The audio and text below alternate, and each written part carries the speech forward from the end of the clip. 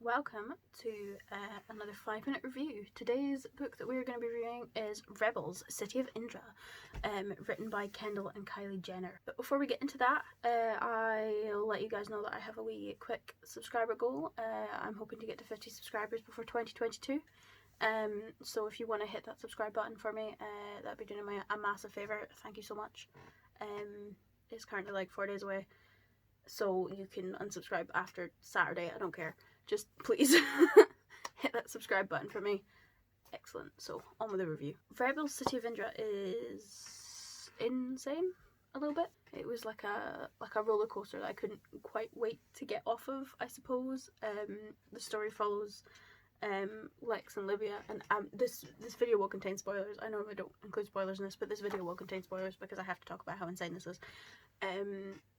The story follows twins, Lex and Livia, their names are, yes, on their journey in becoming rebels against Indra, which is the world. It's a very bizarre, image-obsessed, post-apocalyptic, I think, kind of world. Livia is like rich and upper class, and she lives in the sky on floating islands, I suppose. And Lex lives on the ground, and she's a soldier. She was an orphan, and then she's a soldier. It's kind of like the Prince and the Pauper kind of story. They don't quite swap, but it is like kind of like parallel timelines, and then they meet. And you're supposed to not know that they're twins, but it's really obvious that they're twins, because why else would you be following two different storylines? I mean, it doesn't make any sense. But it's kind of like if you took the Hunger Games and specifically took the part about living in the slums and living in the capital and just made a world out of that, without any of the proper rebellion intrigue.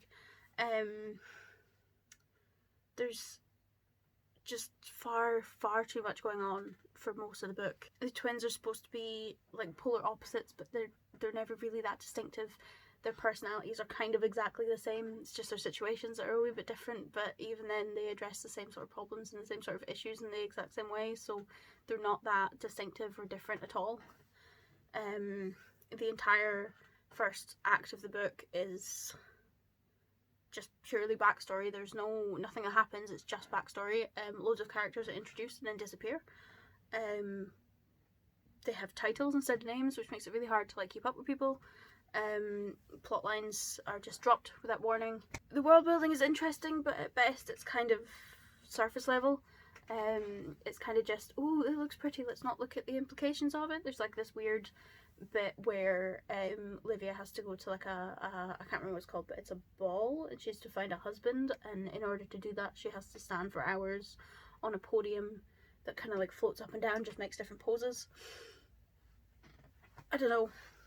I mean, you can kind of see where they're coming from. They've obviously based this off of their real experiences and being models and that, but it's a strange kind of world to have built. Also, fairly certain they didn't write this themselves. Fairly certain they had a ghostwriter. I don't know how much impact they had or how much input they had, but I mean, the writing's okay. It's not terrible. It's readable. So hats off to their ghostwriter. The world is kind of like two different systems shoved together and two different people coming from two different worlds, and I mean, I suppose that is kind of the point, but it doesn't really work. There's at no point where there's any sort of cohesion between the two of them, between the two worlds, and then they get together and they're exactly the same, as I said, which is just a bit bizarre. Important information comes out of nowhere. So after they meet, they discover that they both have this mark on their eye, never been mentioned before, ever. Just thrown in there randomly. And then there's a love triangle for absolutely no reason, not explained, no reason.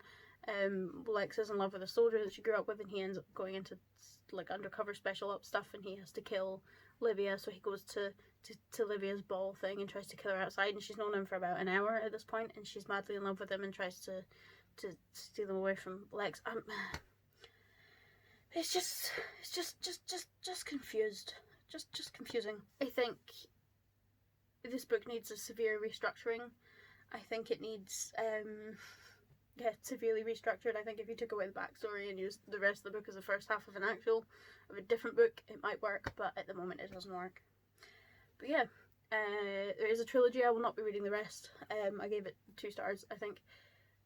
Mostly read it because I saw other people talking about it. I think it was Jack Edwards that I saw talking about it. He did a great video on it. I will link it either up in the cards or down in the description for you guys to have a look at. I love Jack Edwards, I think he's hilarious. Thank you so much for watching this 5-minute review.